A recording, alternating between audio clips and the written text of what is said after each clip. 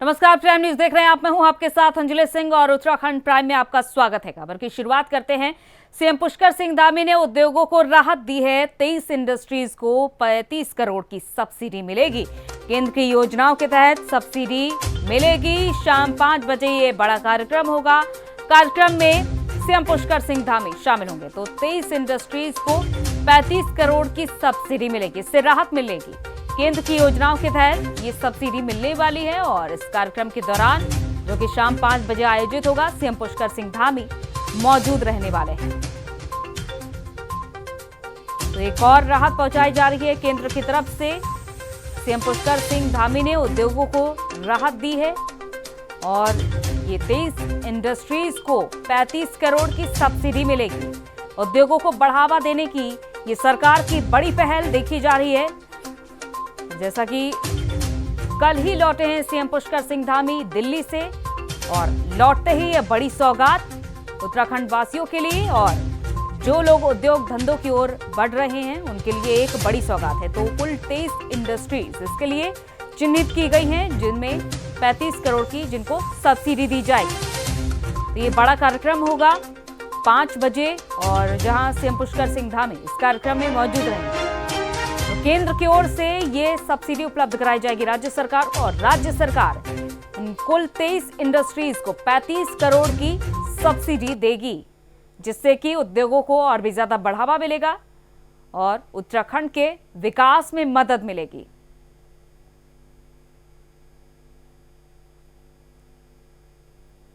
तो इसके लिए कुल 23 इंडस्ट्रीज चिन्हित की गई हैं, जहां पर 35 करोड़ की सब्सिडी दी जाएगी सरकार की ओर से। तो आज शाम 5 बजे बड़ा कार्यक्रम होना है। सीएम पुष्कर सिंह धामी मौजूद रहेंगे और उद्योगों को ये बड़ी राहत सरकार की ओर से पहुंचाई जा रही है। उद्योगों को बढ़ावा देने की बात जो की जाती है, और जाहिर तौर पर किसी भी अर्थव्यवस्था के एक तरीके से रीढ़ होते हैं तमाम उद्योग, और ऐसे में उद्योग के लिए 35 करोड़ की सब्सिडी दी जा रही है।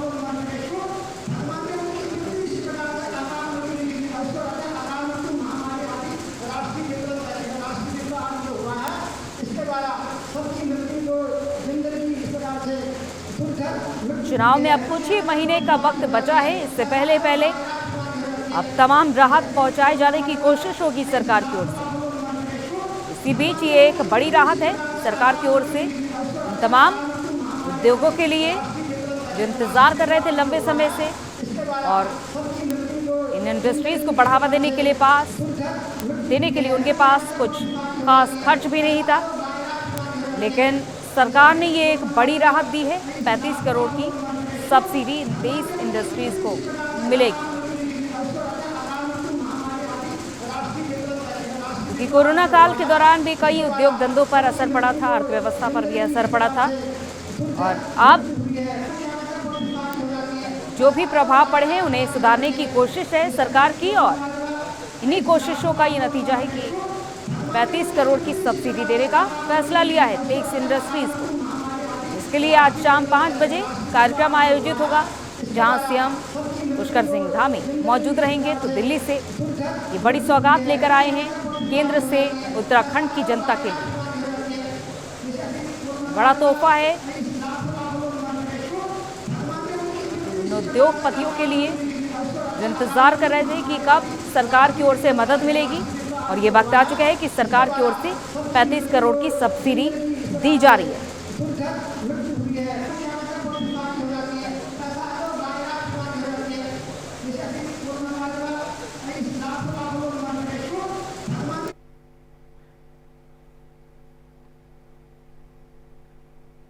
और प्रवीण हमारे संवाददाता देहरादून से हमारे साथ जुड़ चुके हैं।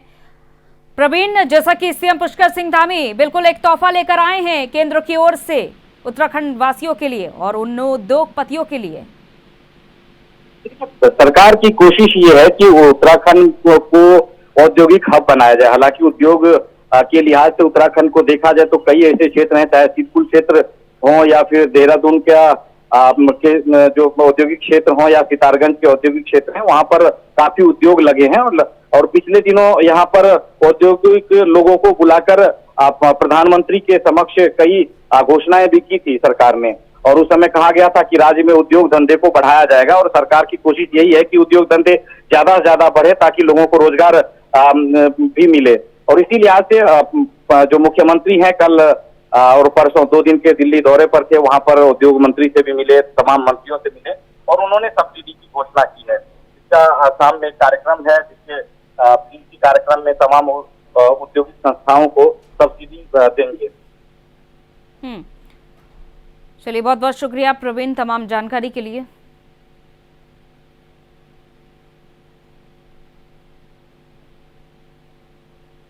तो जो तमाम उद्योग हैं को सीएम पुष्कर सिंह धामी ये सब्सिडी देंगे और इंतजार रहेगा शाम 5 बजने का।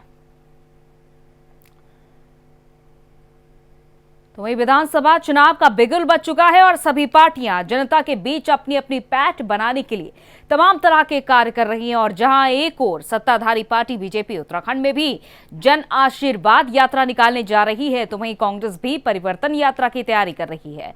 वहीं बीजेपी की जन आशीर्वाद यात्रा पर कांग्रेस प्रदेश अध्यक्ष गणेश गोदियाल का क्या कुछ कहना है।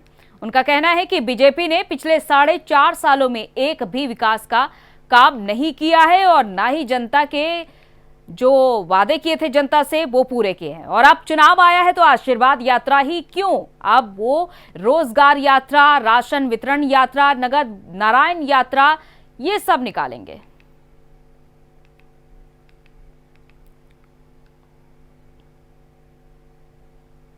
तो कांग्रेस प्रदेश अध्यक्ष गणेश गोदियाल ने सरकार पर निशाना साधा है और साथ ही साथ जन आशीर्वाद यात्रा को लेकर सवाल उठाए उन्होंने।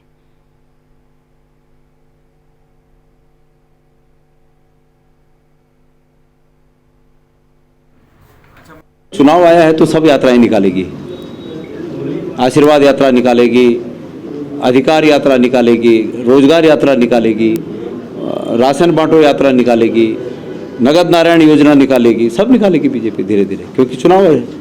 ये 4 साल में कुछ अगर योजना निकालते, 4 साल में जनता की तकलीफों को समझते तो कोई बात थी, लेकिन 4 साल 4.5 साल कुछ नहीं किया, खाली घोषणाएं करते रहे, बातें करते रहे, मुख्यमंत्री बदलते रहे, आज ये हो रहा है, कल हो रहा है। केंद्र सरकार ने, मैं भी देख रहा था, तमाम इश्तिहार देख रहा था, कोरोना में किसको राहत दी इन्होंने, कह रहे हैं कि 200 करोड़ का पैकेज मिल गया। किसको मिला 200 करोड़ का पैकेज? सब सगुफे हैं, झूठ है और जनता को बरगलाने के लिए इस प्रकार की यात्राएं निकाल रहे हैं।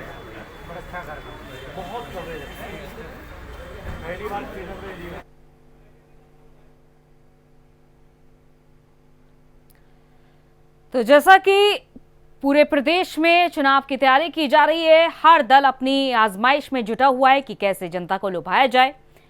और इस बीच कांग्रेस की भी एक कोशिश है परिवर्तन यात्रा के जरिए जनता के दिल में जगह बनाई जाए। तो वहीं जन आशीर्वाद यात्रा के जरिए बीजेपी भी कोई कोर कसर नहीं छोड़ना चाहती है, घर घर जाकर दरवाजा खटखटाएगी जनता के आशीर्वाद के लिए और अपनी सरकारी योजनाओं का फीडबैक लेगी बीजेपी। तो ऐसे में कांग्रेस की ओर से निशाना साधा गया है जन आशीर्वाद यात्रा को लेकर। और पवन दीक्षित हमारे संवाददाता इस खबर पर जुड़ चुके हैं हमारे साथ। पवन, देखा जा रहा है कि जैसे ही चुनाव की घड़ी नजदीक आ रही है, तमाम दल अपनी अपनी कोशिश में लगे हुए हैं, लेकिन जो बीजेपी की जन आशीर्वाद यात्रा है कांग्रेस घेरती हुई नजर आ रही है।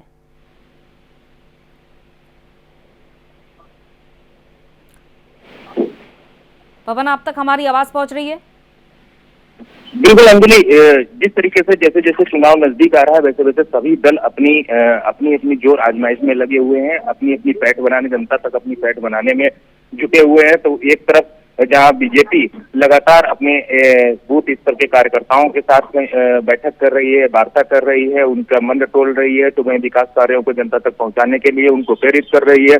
तो वहीं अब उत्तर प्रदेश की तर्ज पर जन आशीर्वाद यात्रा निकालने जा रही है, तो जिसको लेकर के प्रदेश अध्यक्ष, कांग्रेस के प्रदेश अध्यक्ष गणेश गोदियाल ने चुटकी लेते हुए कहा है कि जैसे जब अब पूरे 4.5 साल में बीजेपी ने कोई भी कार्य नहीं किए, विकास कार्य नहीं किए हैं, न ही जो वादे किए थे जनता से उन पर कहीं खरे उतरे हैं।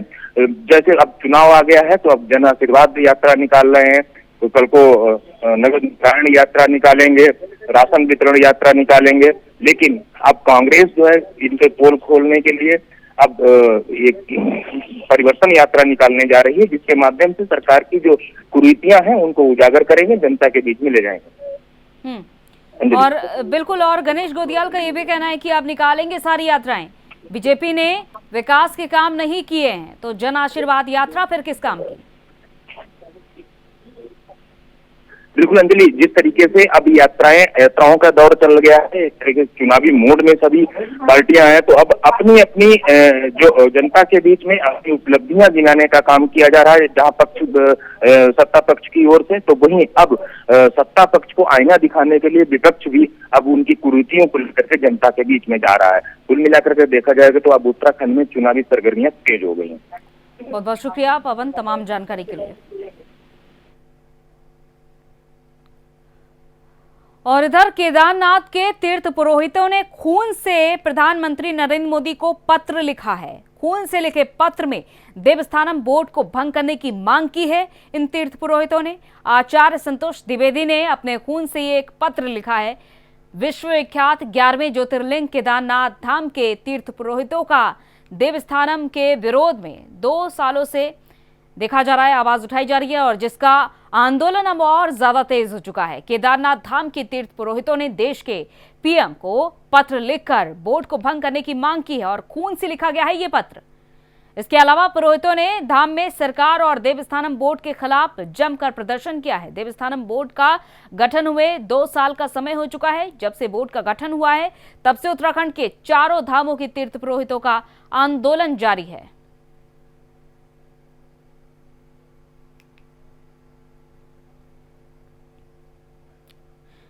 तो केदारनाथ धाम में बीते 2 माह पूर्व बोर्ड के विरोध में 7 दिनों तक शीर्षासन आंदोलन करने वाले अखिल भारतीय तीर्थ पुरोहितों के राष्ट्रीय युवा उपाध्यक्ष आचार्य संतोष द्विवेदी ने बुधवार को अपने खून से पत्र लिखा। पीएम के नाम ये पत्र लिखा है। तो खून से लिखे हुए पत्र में उन्होंने कहा है कि देवस्थानम बोर्ड का गठन करके सनातन धर्म की पौराणिक परंपराओं के साथ छेड़छाड़ हुई है। बीते 2 सालों से उत्तराखंड के चारों धामों के तीर्थ पुरोहितों का बोर्ड के खिलाफ आंदोलन जारी और ऐसे में प्रधानमंत्री को अपने स्तर से बोर्ड को शीघ्र भंग करना चाहिए। उन्होंने ये भी कहा कि तीर्थ पुरोहितों को प्रधानमंत्री से बहुत उम्मीदें थी, लेकिन तीर्थ पुरोहितों की उम्मीद धरी की धरी रह गई। तो सरकार और बोर्ड के विरोध में ये रैली निकालकर प्रदर्शन किया है। बीजेपी की जो ये निकम्मी सरकार है, जो अपने को हिंदुत्व का विदेशी कहती है, इन्होंने जबरन चारों धामों में जो देवस्थानम बोर्ड थोपा है, इसका हम घोर विरोध करते हैं और जब तक ये बोर्ड भंग नहीं होता तब तक करते रहेंगे। आज हमारे आचार्य संतोष शुक्ला जी ने मोदी जी को खून से भरा पत्र लिखा है। एक और आप लोग मौज कर रहे हैं, हमको यहाँ पे खून के आंसू रुलाने पे आप मजबूर कर रहे हैं और हम तब तक दम नहीं लेंगे जब तक जो है इस बीजेपी की सरकार को उखाड़ के नहीं फेंकेंगे। जय श्री केदार। फिलहाल रुकते हैं पर एक छोटे से ब्रेक के लिए, जल्द हाजिर होते हैं। स्वागत है ब्रेक के बाद। बात करते हैं अगले खबर की। रुद्रपुर से खबर, जहां पर राज्य और केंद्र दोनों की सरकार के खिलाफ ये कांग्रेस का विरोध प्रदर्शन आज देखने को मिल सकता है। बढ़ती महंगाई के खिलाफ कांग्रेस रैली निकालेगी। बढ़ते हुए डीजल, पेट्रोल और रसोई गैस के दाम का विरोध किया जाएगा कांग्रेस की ओर से। तो कांग्रेस की ओर से ये विरोध प्रदर्शन केंद्र और राज्य सरकार के खिलाफ बढ़ते हुए डीजल और पेट्रोल, रसोई गैस के दाम जिस तरीके से परेशानी का सबब बने हुए हैं, उसके खिलाफ आप कांग्रेस सरकार के खिलाफ विरोध प्रदर्शन करते हुए नजर आएगी। ये रैली निकाली जाएगी कांग्रेस की ओर से।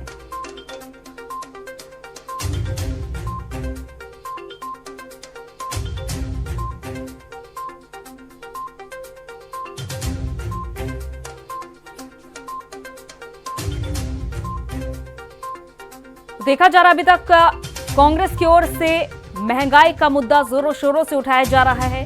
तो केंद्र और राज्य सरकार के खिलाफ बढ़ती महंगाई को लेकर आवाज उठाई जाएगी और रैली निकाली जाएगी कांग्रेस की ओर से।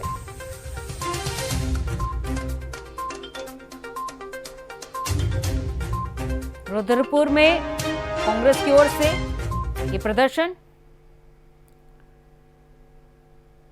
तो वहीं चमोली में लगातार लैंडस्लाइड का सिलसिला जारी और जिसके चलते आने जाने वाले लोगों को काफी दिक्कतों का सामना करना पड़ रहा है। तो वहीं बद्रीनाथ नेशनल हाईवे पर हुए भूस्खलन की तस्वीरें भी आप देख सकते हैं, जिसे पर्यटकों ने अपने कैमरे में कैद कर लिया है, जिसका वीडियो सोशल मीडिया पर वायरल हो रहा है। तो भूस्खलन ने लोगों की मुश्किलें और भी ज्यादा बढ़ा दी है। लगातार बारिश के चलते लैंडस्लाइड हो रही है और पर्यटकों ने कैमरे में ये तस्वीरें कैद की हैं। तो देखिए कितना भयानक ये मंजर है। या इन रास्तों से कोई निकले तो जान हथेली पर डालकर निकले। तो भी भूस्खलन के चलते कई राष्ट्रीय मार्ग बंद हो चुके हैं। लोगों को आने जाने में परेशानियां तो हो ही रही हैं, लेकिन जिस तरीके से उत्तराखंड में बारिश हो रही है लगातार, उसके चलते लैंडस्लाइड भी हो रही है लगातार।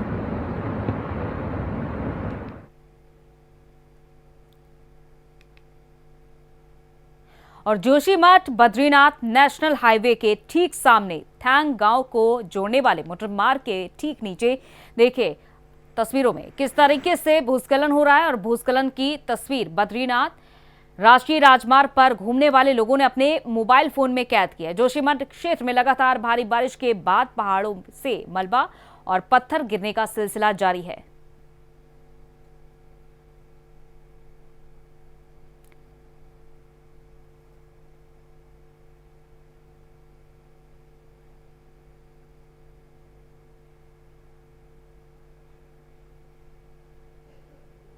और इसी के साथ उत्तराखंड की खास खबरों में फिलहाल इतना ही। इजाजत दीजिए, नमस्कार।